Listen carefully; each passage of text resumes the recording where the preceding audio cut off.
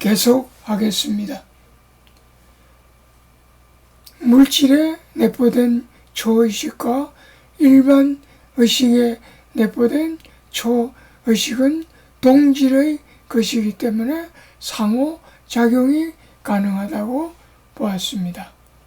그는 의식에서 텔레파시, 원격투시, 염력 등과 같은 얽힘 현상을 관찰할 수 있는데 이는 양자물리학의 양자얽힘 현상과 닮았다고 생각했습니다.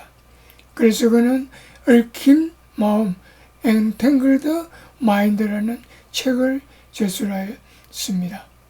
이론의 확정을 위한 실험. 라딘은 자신의 의식 이론이 진실인가를 증명하기 위하여 인간의 의식이 광자, 포톤에 영향을 줄 수 있는가에 대한 실험을 실행하였습니다.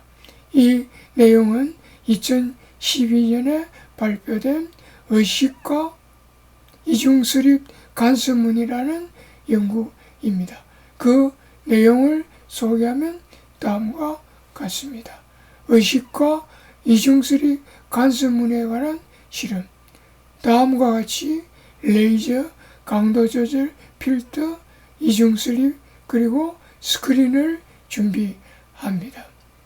그림에서 보듯이 명상가에게 이중스릿을 통과하는 광자를 관찰하는 상상을 해달라고 부탁합니다. 30초 간격으로 상상적 관찰과 휴식을 반복합니다.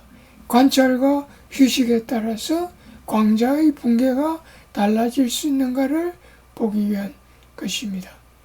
간섭 무늬가 나타나면 빛의 강도를 다음과 같은 그래프 정보로 바꾸었습니다.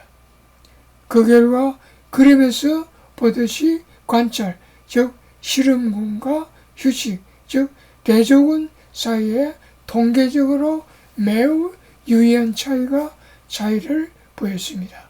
이것은 인간의 의식적 관찰이 광자, 포톤에 영향을 미칠 수 있음을 의미합니다. 5부 스리니바산의 이론. 스리니바산은 인도의 과학자입니다. 그는 다음과 같은 연구를 통하여 몸과 마음은 별개라고 주장했습니다. 전자광자 영상 촬영술 EPI라는 기법을 이용하여 죽음의 과정이 진행되고 있는 사람들을 촬영하였습니다. 연구 대상은 세 그룹으로 나누었습니다. 첫째는 자연사, 두 번째는 사고로 인한 사망, 세 번째는 자살 사례였습니다. 그 결과는 서로 다른 결과로 나타났습니다. 즉 자연사의 경우는 이 그림을 다시 설명하면 에너지의 강도가 서서히 감소하여 24시간 이내에 가장 낮은 수준으로 감소하였습니다. 여기서 가장 낮은 수준은 육체가 가진 에너지의 강도를 의미합니다. 교통사고의 경우는 에너지가 서서히 감소하여 72시간이 지나면 가장 낮은 수준, 육체의 에너지 값으로 떨어졌습니다. 자살의 경우는 에너지 강도가 오르락 내리락 밤보다 하다가 72시간이 되면 가장 낮은 수준으로 떨어졌습니다. 이에 대하여 스리니바사는 다음과 같은 해석을 내렸습니다.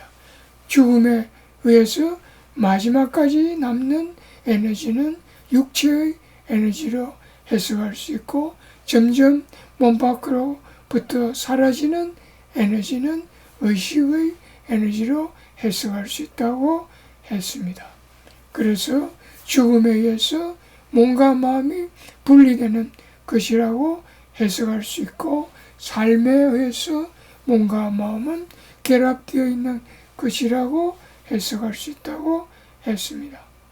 결론적으로 말하면 몸과 마음은 별개라는 것입니다. 마무리하겠습니다. 지금까지 유명한 과학자 5사람이 제시한 의식 이론을 살펴보았습니다. 결론적으로 말씀드리면 의식은 진동 입자, 진동 양자입니다. 의식을 밝히는 과정에서 다음과 같은 사실도 알게 되었습니다. 1. 인간은 몸과 마음이라는 이원적 구조임을 알게 되었습니다. 2. 비록 인간은 몸과 마음의 이원적 구조라고 하더라도 새로운 양자 이론에 의하여 몸과 마음이 상호 연결이 가능하다는 사실을 알게 되었습니다. 3. 인간의 마음은 이중 구조이기 때문에 국소적 마음이 될 수 있지만 또한 비국소적 마음이 될 수 있다는 사실도 알게 되었습니다. 의식이 국소성에서 비국소성으로 변할 때 여러 가지 특이 현상이 발생할 수 있음을 알게 되었습니다. 이와 같이 1. 의식이 양자적 존재이고 2. 인간은 몸과 마음의 이원성이며 3. 몸과 마음은 연결되어 있다는 개념은 많은 학문 분야에 파급되어 새로운 패러다임을 구축할 것으로 추측됩니다. 특히 의학의 경우는 새로운 심신의학이 정착하게 될 것이고 새로운 심신의학이 현대의학에 편입되면 의학은 혁명을 일으킬 것으로 추측됩니다.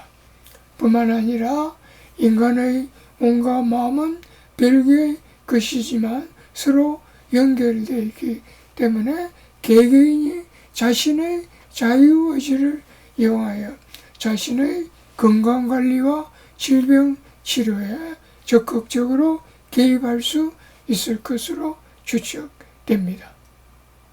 2015년 미국에서 국제적으로 명망 있는 과학자와 의사 300명이 모여 의식은 육체와 별개라는 의식의 독립을 선언한 바 있습니다. 우리도 이런 세계적 흐름에 관심을 가질 필요가 있다고 생각합니다. 경청해 주셔서 감사합니다.